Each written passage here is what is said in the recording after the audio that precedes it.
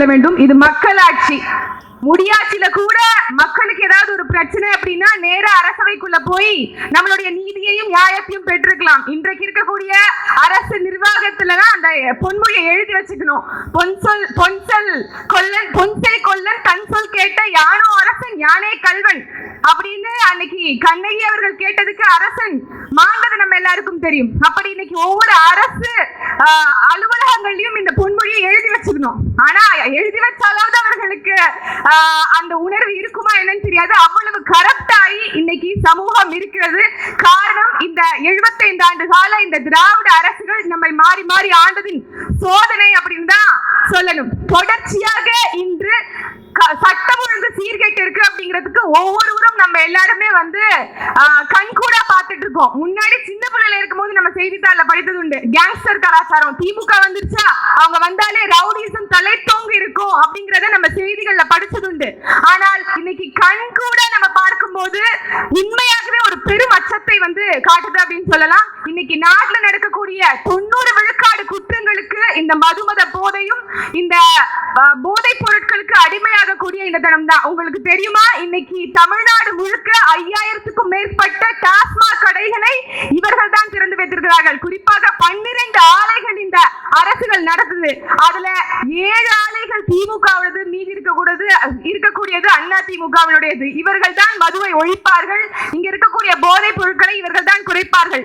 எப்போதும் ஏதாவது ஒரு குற்றம் வந்துச்சுன்னா செய்திகள்ல ஊடகங்கள் என்ன வருது, இன்னைக்கு 77 ரவுடியை நாங்க கைது செய்தோம், இன்னைக்கு இத்தனை லிட்டர் கள்ளச்சாராயத்தை கொள்முதல் செய்தோம், அதாவது என்னது அபகரிச்சோம், நாங்க அதை எடுத்துக்கிட்டோம், இல்ல இத்தனை போதைப் பொருட்களை நாங்க இது பண்ணிட்டோம் அப்படின்னு சொல்லிட்டு இவர்கள் செய்திகளை பரப்புறாங்க. ஆனா அதற்கு பின்னாடி அதுக்கு அப்புறமா அந்த சம்பவங்கள் முடிந்ததுக்கு பிறகாக இவர்கள் மக்கள் எல்லாம் மறந்துடணும், அதுல இருந்து டைவர்ட் ஆயிடணும், அந்த செய்தியே மறந்து அடுத்த சோதனையும் அடுத்த வேதனையும் நமக்கு வந்துடும். அப்படியான ஒரு சமூகமாக ஒரு மாறி இருக்கு இன்னைக்கு சூழல் அப்படிங்கறத ஒவ்வொருவரும் உணர்ந்து கொள்ள வேண்டும். அதுதான் தலைவர் சீமான் அவர்களே சொல்லியிருக்கிறார் ஏற்கனவே இந்த கோட்ஸை. இப்போது இன்டெலிஜென்ட் கன்சல்டன்டாக இருக்கக்கூடிய எட்வர்ட் ஸ்னோடன் சொன்னதை சொல்லியிருக்கிறார்.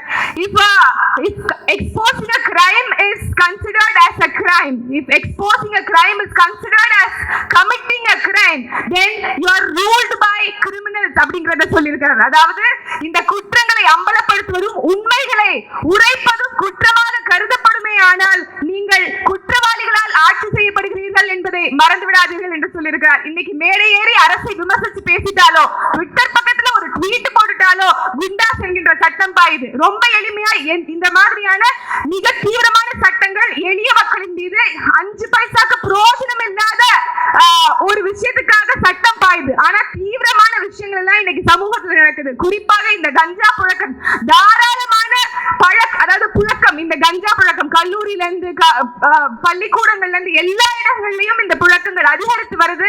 காரணம் இந்த அரசினுடைய மெத்தன போக்கு, அதிகப்படியான கட்டுக்கடங்காத ஊழல் ஊழல் ஊழல் அததான் காரணம் காட்டணும். இன்னைக்கு அதானி கிட்ட போட்ட ஒப்பந்தத்தின் பேர்ல கிட்டத்தட்ட அரை நூற்றாண்டு காலத்துக்கு அவங்க ஒப்பந்தத்தை போட்டாச்சு. 3 ரூபாய்க்கு விற்கக்கூடிய இந்த மின்சாரத்தை இவர்கள் 7 ரூபாய்க்கு கொள்முதல் செய்யறாங்க ஒரு யூனிட் மின்சாரத்தை.